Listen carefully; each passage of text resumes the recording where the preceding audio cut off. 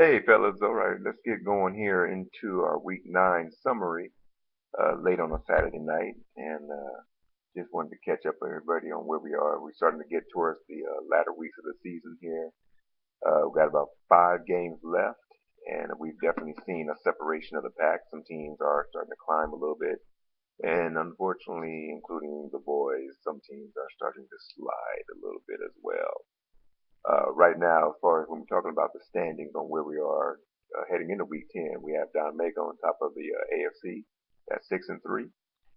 With my boys is hanging in. I've lost two in a row, but I put up two 30-plus point games the last 2 weeks, and that's not a good sign and not where you want to be going into this time of the year. You don't want to be trailing off. You want to be, on a good roll, and I'm not there. But I'm still in the race there, 5-4 with Bomb Squad, defending champion coming on. They've won two in a row at 5-4, and then No Limits at 4-5. No Limits getting hot. Aaron Rodgers finally turned it on. As I said, last couple of videos I've done, so he's number one quarterback right now, and as a result, Wayne is starting to climb up the rankings and starting to win some games. So uh, just lost my contact here. So yeah, so Wayne's in fourth place at 4-5. Bet Your Money 3-6. Cheddar Wizzies, Killer Bee 2-7-1-8.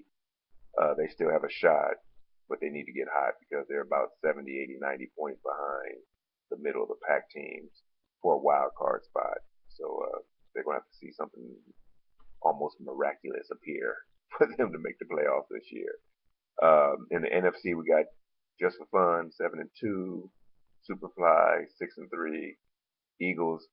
They've won three in a row, and that's a good sign for anybody that is competing for a wild card spot because we don't want somebody like the Eagles in a wild card position because they legitimately should be a top three team in their division based on their points, and they'll definitely lock up a wild card if they fell in that spot. So we definitely want to keep the Eagles up there in the top three spot. Real Deal 5-4. Real Deal's playing pretty nice ball here of late. Crushers 5-4.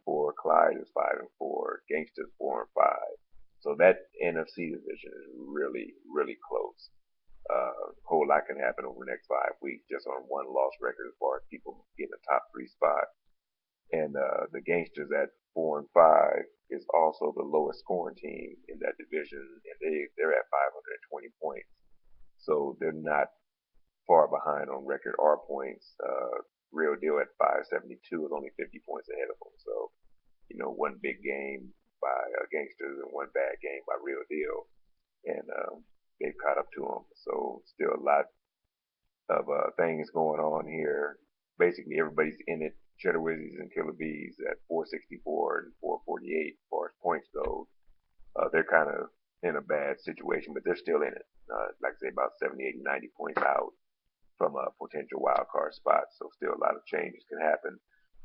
Was just doing some reviewing as far as what we've been seeing with Don Mega, who's leading the league and scoring at 689. I know we had a Thursday game. I haven't looked at that to see how that affects the current standings. But just for the point, Don Mega at 689, just for fun at 681, and then the Eagles at 664. They've kind of separated themselves because the next team below those three teams is a real deal at 572. So there's about a 90 point gap between the Eagles and real deal.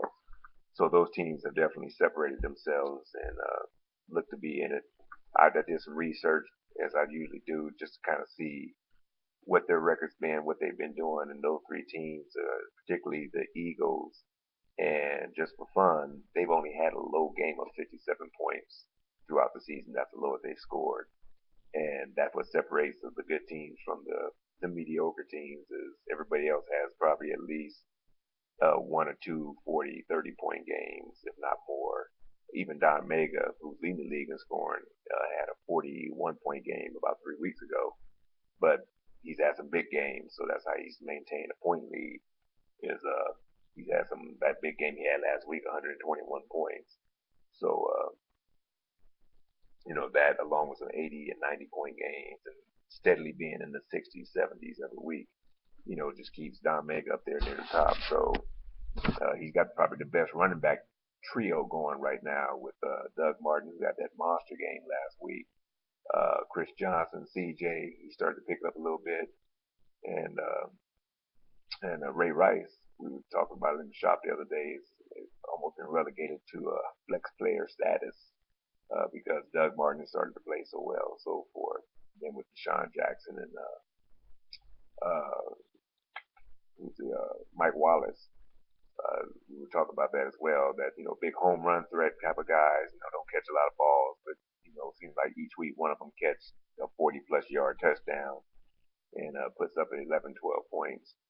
The Eagles, good balance from Bill with Drew Brees. He's got the hammer over there. I think the number 2 fantasy quarterback right now.